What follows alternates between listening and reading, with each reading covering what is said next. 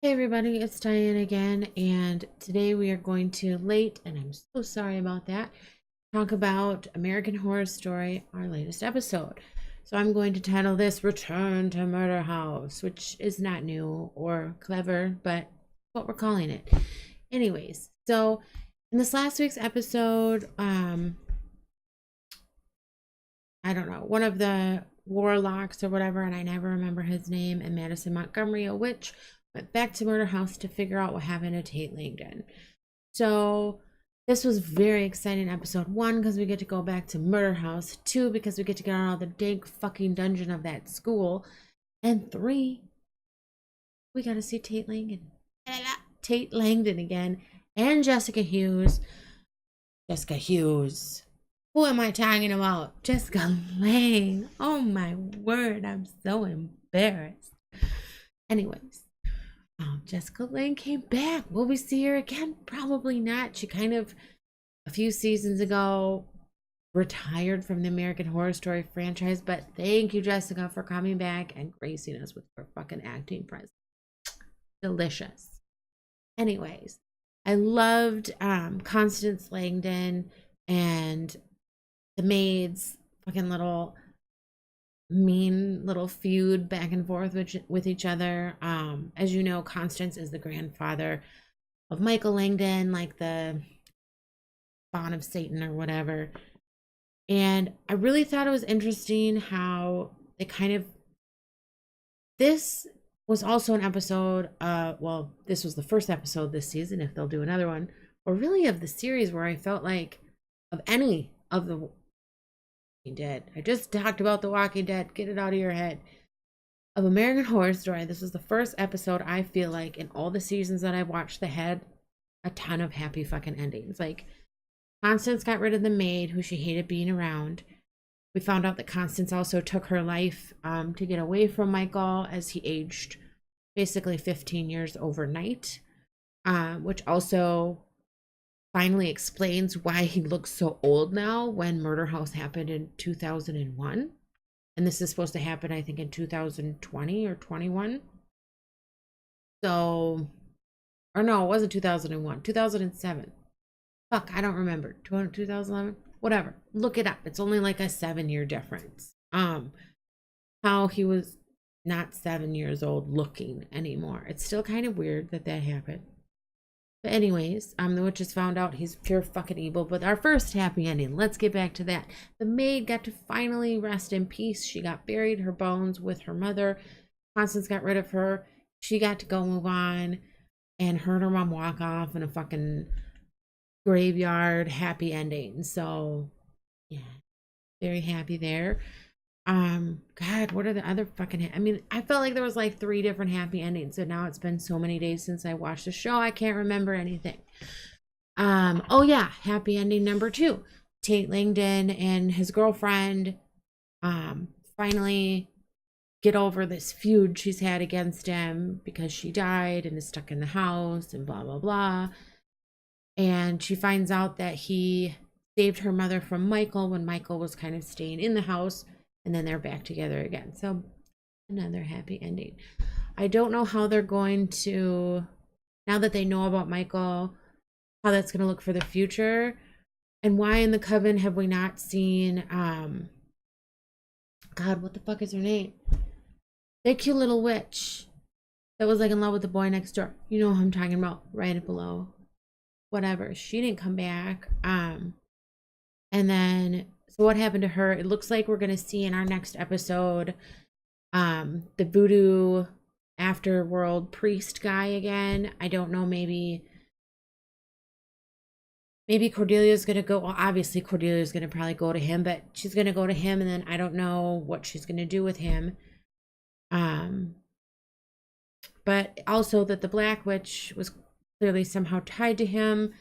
Maybe she goes to them for help and they refuse. I don't know why everyone wouldn't try to band together to take down the King of fucking Darkness or his spawn or whatever.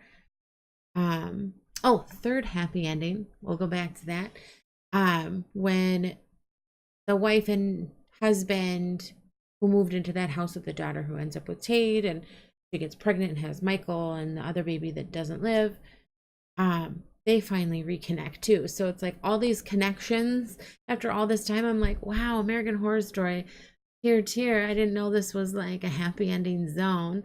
Not that there aren't like happy moments throughout the series, but I do feel like as a whole, things kind of end fluxed, not super happy ending. So hey, do something different, guys. Wow, man, you did. But anyways, going back to some other stuff, I don't know exactly what the conversation will be with Cordelia and the guy, the voodoo guy, and the black gal, and I don't really know why. It seemed like when the witches came out that the other witches as well were kind of okay with that. Clearly the warlocks were not. We found out in this series. But yeah, and I didn't really know they were that separate. But it's kind of funny. I also like how this season is really like woman power. Like they're like, obviously a male witch could not be as strong as a female witch ever. And I'm like, hello, there you go. That should have been your first hint number one, that Michael was possibly the Antichrist. Also, we found out how Constance died, which I was curious about. We also found out how he came to be with his foster mother who worships Satan, and that Anton LaVey brought him to them. So what happens to Anton LaVey? I hope we find out about that. Probably won't. Whatever. And if you notice, the lady that played Pepper in the Freak Show one season, Freak Show season, Learn to Talk, that the gal who played Pepper, and also from Asylum, she was one of the Satanists or whatever. I am not a Satanist. Let me just start that out. But I will say that I'm pretty sure the Church of Satan doesn't actually believe in Satan. Or not. I don't know. I might be just like not remembering things quite, but I didn't think that they were like sacrificers and whatever. And I don't know. It's weird. But from real Christianity and Catholicism and whatever, Satan was like the most beautiful archangel, so it makes only sense that fucking Michael Langdon is this beautiful angel, even though clearly he's like a devil or possessed or both or whatever. But how did he age 7 years? Although it did happen, or more, who fucking knows? Yeah, I do think it's kind of funny that really this young boy really is this thing. So it kind of makes sense that like he would fall for these, whether or not he is the son of Satan, and I'm sure he is.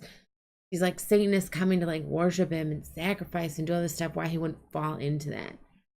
Because especially with the father psychologist, like he tried to fall into that because someone's giving him attention. I think it's because he still partially has that like young child fucking mentality. But who knows? And who doesn't want to be the center of someone's earth at some point in time?